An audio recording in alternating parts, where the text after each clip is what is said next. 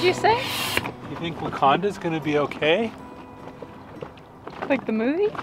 No, the place. Yeah, the movie that we watched? Yeah. Oh. Maybe you've seen it. Because Killmonger? Our dinghy's got a hole. It got popped by the wind vane a few days ago. It's pretty flat. But look at this boat that's anchored beside us. It's got a party going on. It's beautiful. Look at that thing. We haven't been off the boat today and we're both feeling like we need to go walk around a bit. So we're gonna go find some ice cream, hopefully. That's a good idea. To get off the boat, get some exercise and find some ice cream. Yeah. Yeah.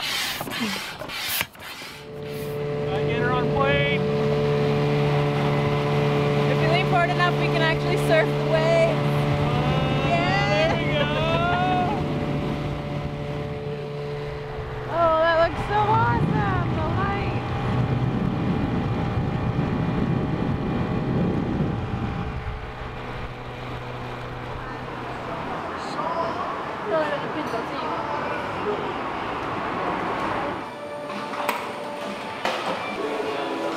Got your ice cream?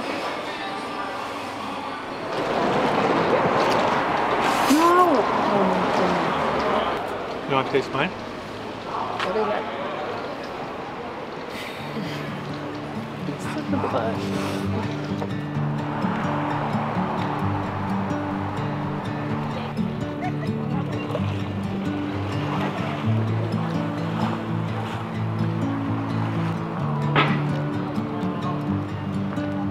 Palm tree.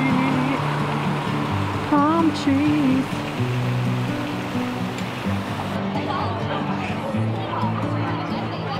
Everybody over there having a nice Hawaiian dinner.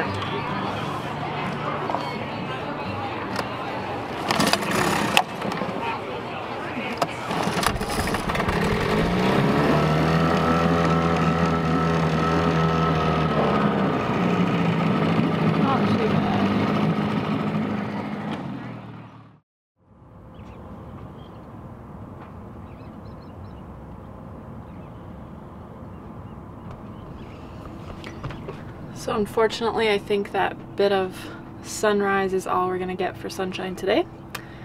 Looked gorgeous while it was here.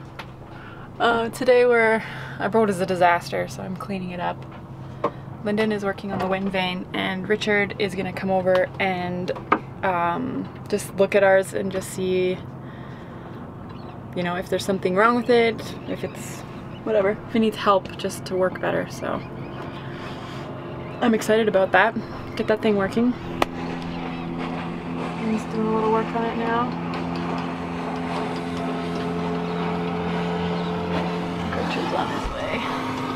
Here he comes. Oh, I see the plastic. Because see, it's ate off in the sun. See, at the bottom, that's the length that should be sticking out of there. So what did Richard say about this old Aries here? Oh, just these are exposed, and that's just a place where they can fail. Most of it was just like, just maintain it, basically. Yeah, looks like it hasn't seen a lot of love in the last few years. Yeah. What is it reading? It was blowing 20 some knots there. So there's a boat that's anchored, was anchored right over there, and I heard something and I peeked up and they were right on our bow, and they must have dragged anchor. I don't know what they, seems like there's something going on with their anchor. I'm just nervous they've picked up our anchor. Oh yeah, me too. So anyway, and it's like huge wind out here right now, so they can't get their anchor up. I don't know if they want our anchor. I'm monitoring our boat right now, but it doesn't say we've moved, so that's a good sign. But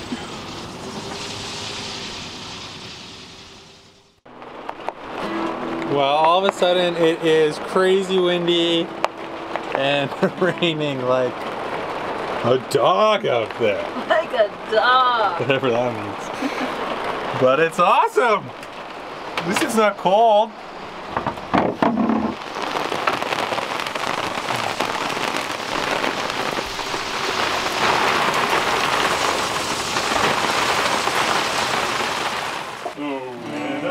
Takes it all.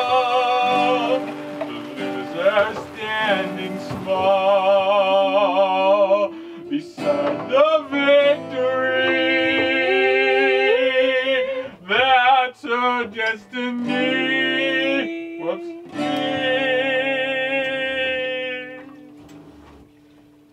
The winner takes it. I was in your arms. I belonged there. I figured it made sense, building me a fence. So when we were coming down from Nia Bay, one of the issues we were having is we could not get our wind vane to work, and well, one day we did sort of get it working, but it was like a really wide swing, so we were kind of like doing S-curves all the way down the coast there, and it was just really frustrating. We ended up having to hand steer a lot, which was exhausting, and we met a guy up in Nia Bay, Richard, who's down here in Sausalito with us right now, who is probably a self-professed expert on the Aries wind vane, which is what we have. And he said he sailed 400,000 miles and only hand steered for 1,000 of them, something like that. So obviously we gotta get ours working in tip-top shape. So he came over and sort of went over some stuff with us, but I did need to replace some bearings. I was able to find a boat school here in Sausalito. They were able to machine some parts that I needed, and I was able to grab scraps for the rest of the parts that I can make myself. So here's the new bearing housings.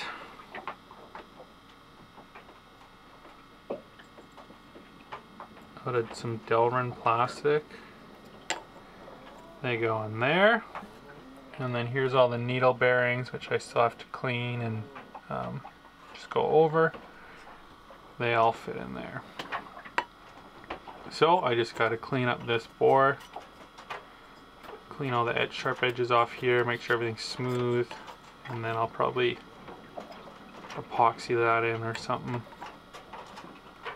And it should be good for the rest of the life of, well, the rest of our travels on this boat, and should help us never have to hand steer again. So yay. That'd be awesome, hey? That'd be amazing. What you got there? It's my clutch.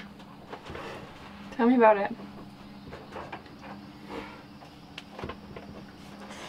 This is a purse training apparatus. Okay, the wind vane is Lyndon.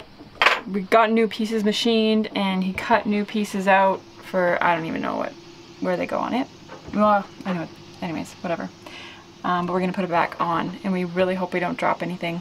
There's a lot of little things that could drop, so hopefully it goes well.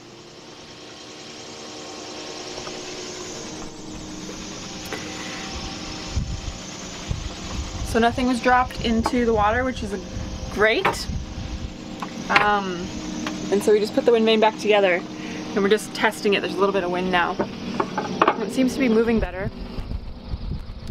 Hard to say until we actually try to use it for real. Yeah. Well, what a morning. It's so nice out. Clear skies, already really hot. We had dinner last night with Dylan and Genevieve and Benoit, and we decided we're gonna go across to San Francisco today. We're gonna go to Clipper Cove on Treasure Island because there's a music festival this weekend at Golden Gate Park. So anyways, we're really excited. But yeah, we're mad. We're trying to get the boat ready to go because we have to arrive at Clipper Cove on high tide. because it's really shallow. And we're way behind already. We're way behind.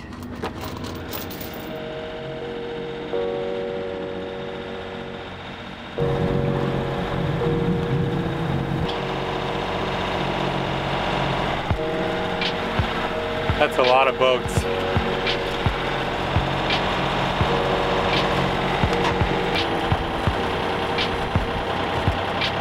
Well, we'll see. We're not there.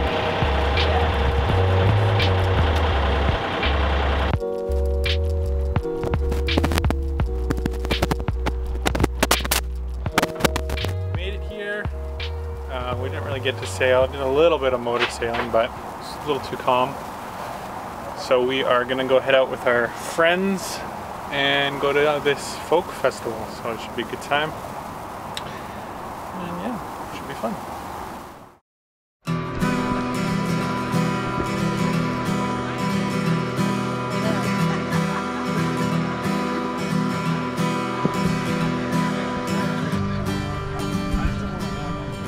Hardly Strictly Bluegrass is an annual free and non-commercial music festival held at the first weekend of October in San Francisco's beautiful Golden Gate Park. The festival was conceived and subsidized by San Francisco venture capitalist Warren Hellman. The festival has been held every year since 2001 and draws roughly 750,000 people over 3 days.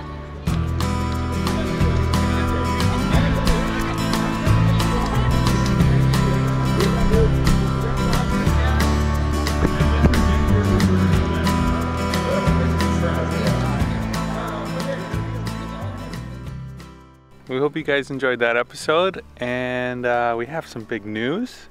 And the news is that Xanadu is actually for sale. So if anybody's interested, I mean, you've watched us from the beginning with her, send us an email, let us know, and we can answer any questions that you have. And yeah.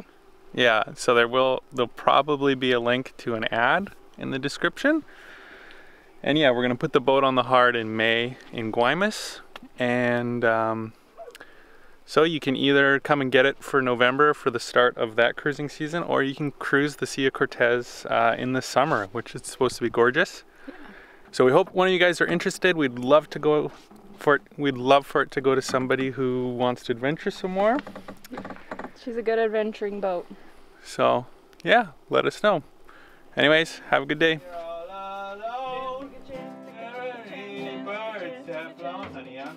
Hope you guys enjoyed that episode. Check out our Patreon page if you'd like to support the channel, and don't forget to like and subscribe. Also, check us out on Facebook and Instagram. Have a great week, everyone. Take a chance.